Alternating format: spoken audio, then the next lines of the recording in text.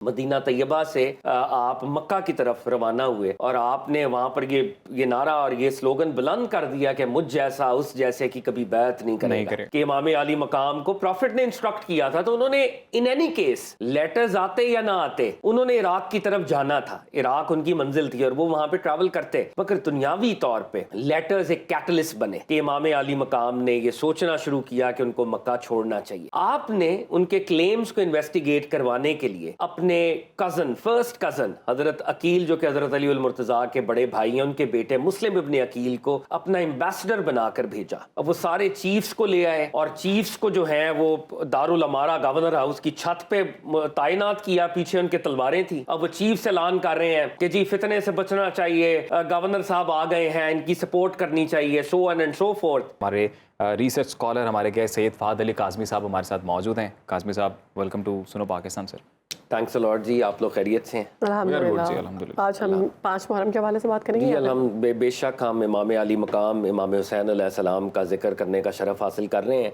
اور ہمارا یہ سیگمنٹ میرے حسین, ہم یہ چاہتے ہیں کہ فرقہ وارانہ تعصبات سے بالا تر ہو کے اہل البیت کا اور امام علی مقام کا ذکر جو ہے اس کو بلند کیا جائے. ذکر تو آلریڈی بلند ہے اللہ رب العزت کی طرف سے, لیکن ہم اس ذکر کی راحت کو محسوس کریں. اور میں ایک بات آغاز میں کہنا چاہتا ہوں, یہ بہت ہی انفارچونیٹ بات ہے کہ اہل البیت کے ساتھ خاص طور پہ ہم نے یہ کیا کہ جب بھی ان کا ذکر ہوتا ہے تو لوگ انکمفرٹیبل ہونا شروع ہو جاتے ہیں. صحیح. یہ رویہ ٹھیک نہیں ہے, یہ غیر اسلامی رویہ ہے, یہ قرآن کے برعکس رویہ ہے.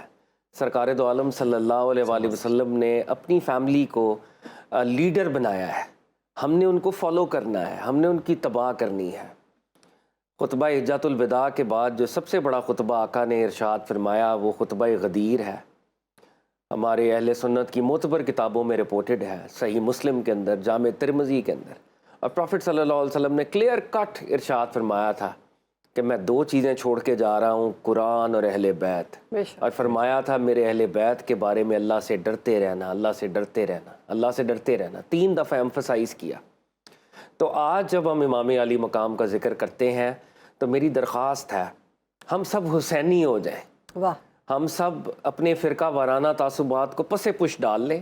یہ نبی صلی اللہ علیہ وآلہ وسلم کا گھرانہ ہے. بے شک. ہم تو آقا علیہ الصلوۃ والسلام کے نالین پاک سے جڑی گرد کو بھی اپنی آنکھوں کا سرما سمجھتے ہیں. یہ تو خون رسول ہے, یہ نور رسول ہے.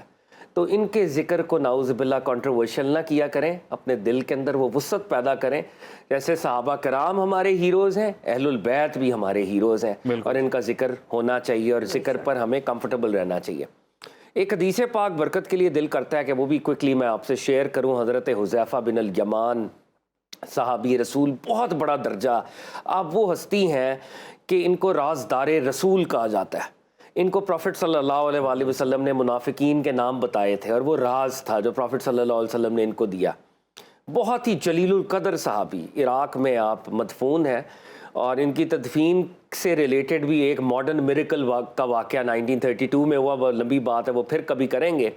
تو کٹ دا لانگ سٹوری شارٹ, آپ کی والدہ نے آپ کو یہ حکم دیا کہ دیہات میں رہتے تھے مدینہ کے نواح میں, کہ تم بڑے دن ہو گئے ہیں مسجد نبوی نہیں گئے, آقا علیہ الصلوۃ والسلام کے پیچھے نماز تم نے ادا نہیں کی, تو جاؤ اور آقا کے پیچھے نماز بھی ادا کرو, اور میرے لیے آقا سے عرض کرو کہ میری والدہ کے لیے دعا کریں. حضرت حذیفہ بن الیمان جو ہیں وہ پروفٹ صلی اللہ علیہ وآلہ وسلم سے ملاقات کے لیے مدینہ حاضر ہوتے ہیں, مغرب ادا کرتے ہیں.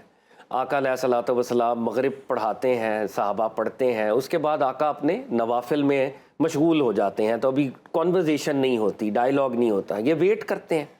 آقا علیہ الصلوۃ والسلام عشاء پڑھاتے ہیں, اور پھر یہ عشاء پڑھتے ہیں. عشاء کے بعد جب آقا علیہ الصلوۃ والسلام اپنے حجرے کی جانب رواں دواں ہیں, تو اب انہوں نے وہ ملاقات نہیں ہو سکی, تو یہ پیچھے تیزی سے چلتے ہیں. تو آقا علیہ الصلوۃ والسلام آگے تشریف لے کے جا رہے ہیں, حذیفہ پیچھے ہیں. تو آقا فرماتے ہیں کون, اور پھر کہتے ہیں حذیفہ, یعنی آقا علیہ الصلوۃ والسلام کو آلریڈی پتہ ہے. تو کہا جی نام یا رسول اللہ, میں حذیفہ.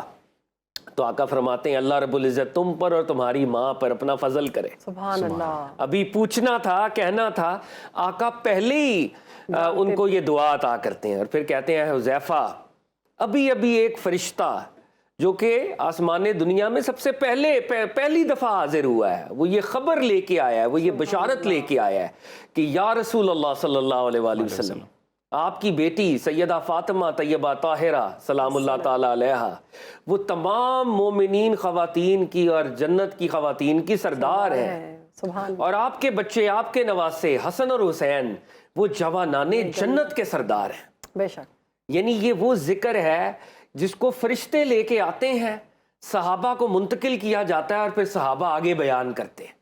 تو اہل البیت کا ذکر صحابہ کی سنت ہے، رازدار رسول حذیفہ بن الیمان کی سنت ہے، اور سب سے بڑھ کر سرکار دو عالم کی سنت ہے۔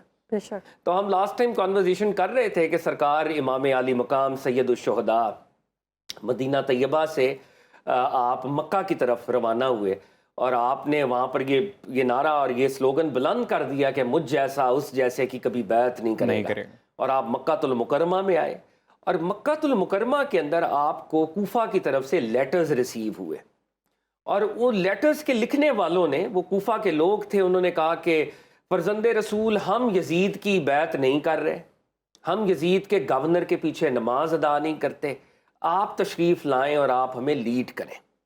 اور ان کی لینگویج ان خطوط کی ایسی تھی، وہ ہسٹری کے اندر رپورٹڈ ہیں، بعض خطوط ایسے تھے کہ حضرت اگر آپ نے آج ہمیں لیڈ نہ کیا، آپ نے آج ہم آپ کے نانا کی امت کی اصلاح نہ کی، تو قیامت کے دن ہم آپ سے سوال کریں گے، ہم گرفت کریں گے۔ یعنی وہاں پر ایک اسپریچول ایموشنل بلیک میل بھی کیا جا رہا تھا۔ تو امام عالی مقام کے پاس جب یہ لیٹرز آ رہے تھے، اور جیسے کہ لاسٹ ٹائم میں نے آپ سے شیئر کیا کہ بظاہر یہ معاملہ پولیٹیکل ہے، ایکسٹرنلی خلافت راشدہ کا ریوائیول کی ایک آخری کوشش ہے، مگر یہ اصل میں معاملہ اسپریچول بھی ہے۔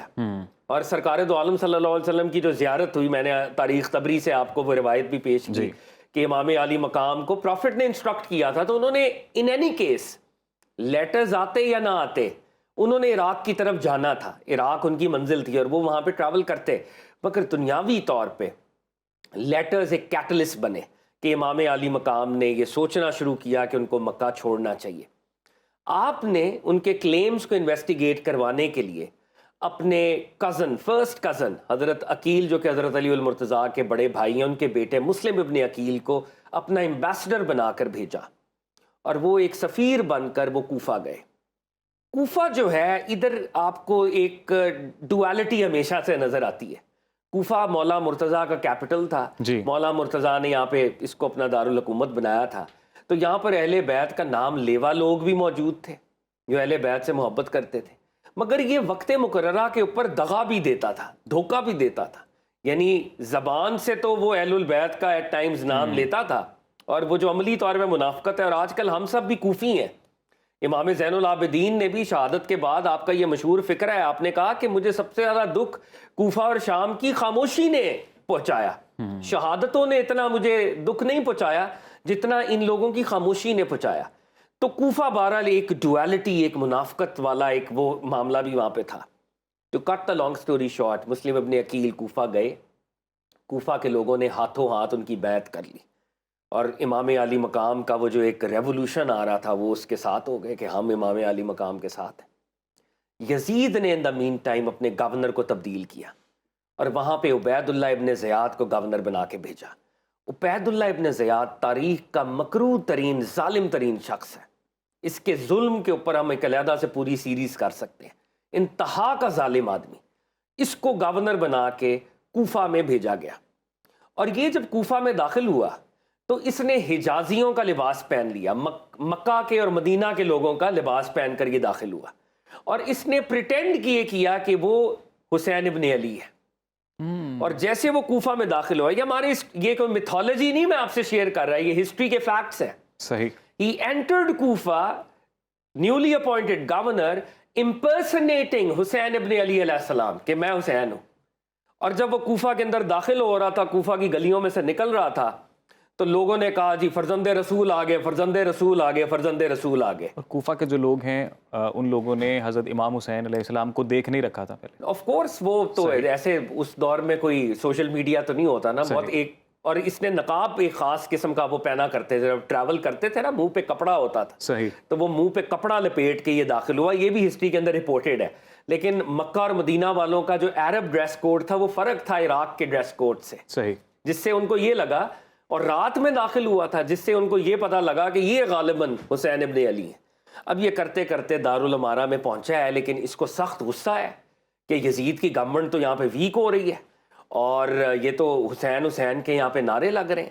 اس نے وہاں پر سارے چیفز کو جمع کیا، کوفہ کے جو کلانز تھے اس کو اس نے دھمکایا اور کہا کہ اگر تم لوگ، اور مجھے یہ بھی پتا چلا ہے کہ مسلم ابن عقیل یہاں پہ آئے ہوئے ہیں جو حسین ابن علی کے نام پر بیعت کر رہے ہیں اور بیعت لے رہے ہیں، تو فوری طور پہ حسین ابن علی کا یہ جو سفیر ہے اس کو بھی میری طرف حاضر کیا جائے۔ اب وہ سارے چیفز کو لے آئے اور چیفز کو جو ہیں وہ دارالامارہ گورنر ہاؤس کی چھت پہ تعینات کیا، پیچھے ان کے تلواریں تھیں۔ اب وہ چیفز اعلان کر رہے ہیں کہ جی فتنے سے بچنا چاہیے، گورنر صاحب آ گئے ہیں، ان کی سپورٹ کرنی چاہیے، سو آن اینڈ سو فورتھ۔